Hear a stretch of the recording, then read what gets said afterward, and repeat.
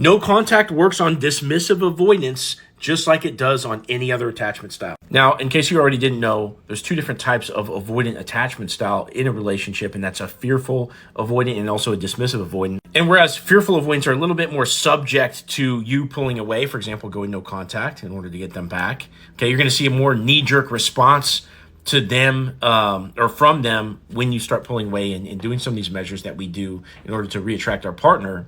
But if your partner's a dismissive avoidant, they're not going to be, their buttons are not so easily pressed. A dismissive avoidant is a lot better at stuffing down their emotions, and they, a lot of times they can seem like they're, superhuman or just like kind of like a rock, and you can't get the reaction out of them. But understand, we are not talking about a sociopath here. Okay, a sociopath is somebody that like has no empathy whatsoever, no emotion for anybody or anything like that. And we're not talking about somebody like that. If that was the case, you wouldn't have got attached to them to begin with. They would never have gotten attached to you. You wouldn't have been together for as long as you were. Okay, we're talking about a person that just tends to repress their emotions here. But they do have them to begin with.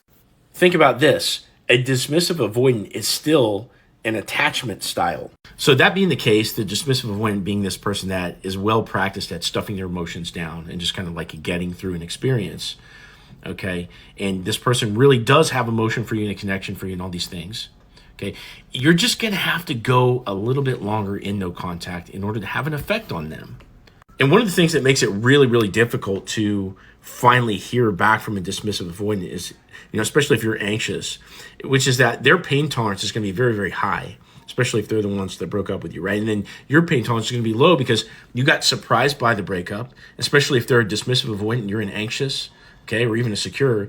Your pain tolerance is going to be much lower than theirs because they are well practiced at stuffing all this stuff down. And so it's going to take some time, and you're going to be suffering through that gap between their pain tolerance and yours. You're going to be suffering all the way up until we'll finally hit that ceiling where it starts affecting them. But it will affect them.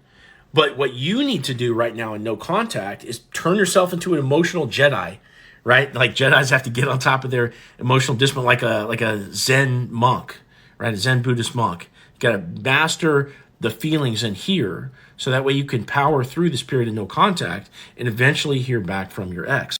Anyway, all of this is really, really hard, and I want to help you through this process. So if you want my help, click on my profile down here, click on this link and get into contact with me. Let's have a conversation about your exact situation.